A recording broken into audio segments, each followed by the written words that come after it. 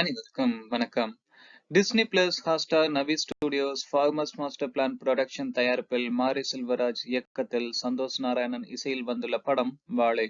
இதில் முக்கிய நடிகர்களாக பொன்வேல், ராகுல், நிகிலா விமல், திவ்யா துரைசாமி, கலையரசன் நடித்துள்ளனர். ஒரு இயக்குனர் அவரது வாழ்க்கையில நடந்த விஷயங்களை ஒரு பயோபிக் படமா எடுத்திருப்பது ஆச்சரியம்தான். தன்னுடைய வாழ்க்கையில 13வது வயதில் 6 மாத காலத்தில் நடந்த சில சம்பவங்களின் தொகுப்பாக இந்த படத்தின் கதையை அமைச்சிருக்கிறாரு இயக்குனர் மாரி செல்வராஜ். 1999ஆம் ஆண்டு 8ஆம் வகுப்பு படிக்கும் போது பள்ளி திறந்த ஜூன் மாதம் முதல் அரையாண்டு விடுமுறை நாட்களான டிசம்பர் மாதம் வரையிலும் நடக்கும் ஒரு கதை. அதில் நட்பு, பாசம், காதல், விவசாயம், உழைப்பு, முதலாளித்துவம் என பல விஷயங்களை உள்ளடக்கி ஒரு தோப்பாய் இந்த வாழையை தந்திருக்கிறாரு. தூத்துக்குடி மாவட்டம் கருங்குளம் ஊரில் நடக்கும் கதை. பொன்வேல், ராகுல் இருவரும் 8ஆம் வகுப்பு படிக்கும் நண்பர்கள். வாழைத்தோப்புல இருந்து வாழைத்தார்களை சுமந்து வந்து லாரியில் ஏற்றும் கூலி தொழில் செய்வதுதான் அந்த ஊர் மக்களின் முக்கிய வாழ்வாதாரம். அம்மா, அக்கா இருவர் அந்த வேலை செஞ்சும் கடனை அடைக்க முடியாத நிலையில அம்மாவின் வற்புறுத்தலினால பள்ளி விடுமுறை நாள்ல அந்த வேலைக்கு போறாரு பொன்வேல். அவனது பள்ளிக்கு புதிதா வந்த டீச்சரான நிகிலா விமல் மீது இனம் புரியாத பாசம் கொள்றாரு பொன்வேல். இப்படி நண்பன், குடும்பம், டீச்சர் என தனக்கு பிடித்த வாழ்க்கையை வாழ நினைக்கும் பொன்வேலுக்கு வாழைத்தாய் சுமக்க போவதன் மேல் அவ்வளவு வெறுப்பு. அப்படிப்பட்டவனது வாழ்க்கையில நடக்கும் ஒரு முக்கிய சம்பவம் அவனையே புரட்டி போடுது. அது என்ன அப்படிங்கறதுதான் கிளைமேக்ஸ். 10-15 வயதுகளில் இருக்கும்போது ஒரு பையனுக்கு அவனது இஷ்டப்படி சுற்றுவது, நடப்பது என்பது மிகவும் பிடிக்கும். குடும்பத்தினர் அல்லது பெற்றோரது கட்டுப்பாடு, மற்றவர்கள் திணிக்கும் கருத்து என எதுவுமே பிடிக்காது. தனக்கு எது பிடிக்குதோ அதை மட்டுமே செய்யும் ஒரு குணம் இருக்கும். அப்படியான ஒரு குணம் கொண்டவராக கதையின் நாயகனாக பொன்வேல் அந்த சிவனஞ்சான் கதாபாத்திரத்தில் சிறப்பாய் அப்படின்னு சொல்வதை விடவும் இயல்பாய் நடிச்சிருக்கிறாரு. பசங்க படத்தில் பார்த்ததுக்கு பின் சிறுவர்களாகவே காட்டப்பட்டுள்ள இந்த படத்தை பார்க்க இத்தனை ஆண்டுகள் ஆகியிருக்கு.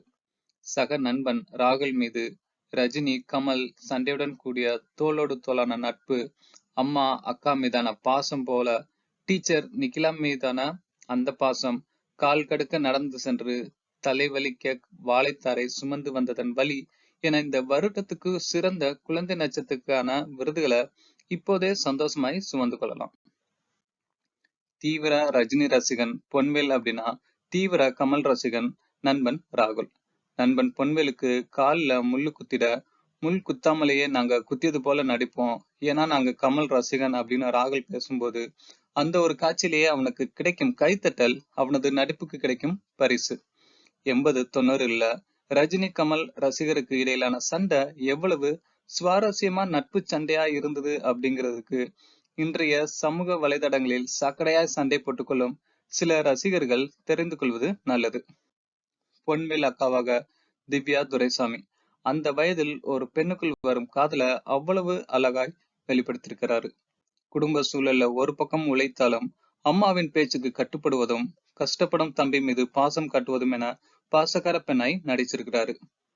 திவ்யா கலையரசன் காதல் கொஞ்ச நேரமே வந்தாலும் பேசிக்கொள்ளாத அந்த காதலும் இனிமையாய் கடந்து போகுது. செய்யும் வேலைக்கு தகுந்த கூலி வேணும் அப்படிங்கிற போராட்டக்காரனாய் கலையரசன். அதனால் வேலையில் பதவி இறக்கம் வந்தாலும் காதலை இறக்கி வைக்க உதவும் அப்படின்னு ஏற்றுக்கொண்டு போறாரு. பூங்குடி டீச்சராக நிகிலா விமல் தினமும் பூக்கும் பூ போல ஒவ்வொரு காட்சியிலும் அவ்வளவு பொலிவுடன் இருக்கிறாரு. பூங்குடி டீச்சர் போல யாரோ ஒரு டீச்சர் நம் வாழ்க்கையிலையும் வந்து போயிருப்பாங்க.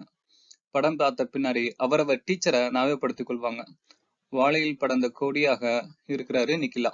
மலையாள நடிகைகள் தமிழ் சினிமா கதாபாத்திரங்களில் ஒன்றி நடிப்பது இந்த படத்திலும் தொடருது.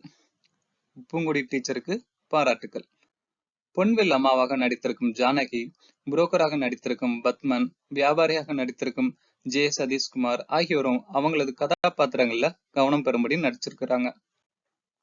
வாழைத்தோப்பும் அதை சுற்றியுள்ள ஊர், பள்ளிக்கூடம், சாலைகள், வீடுகள் என கதைக்களத்தை தேவைப்படும் போது அழகாகவும், உணர்வுகளை கடத்தும் போது அதற்கான கோணங்களுடனும் படமாக்கியிருக்கிறது தேனி ஈஸ்வரனின் கேமரா. சந்தோஷ் நாராயணன் இசையில் பாடல்கள் கதையுடனே இணைந்து வருகிறது. பின்னணி இசையிலும் வாழைய தன் இசையால் பழுக்க வைக்கிறாரு. படத்தின் ஆரம்ப காட்சிகள் நம்ம மிகவும் பொறுமை காக்க வைக்குது.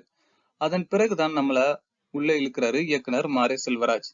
சில இடங்கள்ல ஜாதி பற்றிய சில குறியீடுகளையும் சில வசனங்களையும் திணிப்பாக வச்சிருக்காரு. அவற்றை தவிர்த்திருந்தால் வேறு விதமா அனுபவத்தை கொடுத்திருக்கும். கதாபாத்திரங்களுடன் சேர்ந்து பயணித்து கடைசியில ஒரு திக் திக் அனுபவத்தை எதிர்பாராமல் தந்து அதிர்ச்சியடைய வச்சிருக்கிறாரு. நன்றி. இது போன்ற வீடியோக்களுக்கு சப்ஸ்கிரைப் செய்யவும்.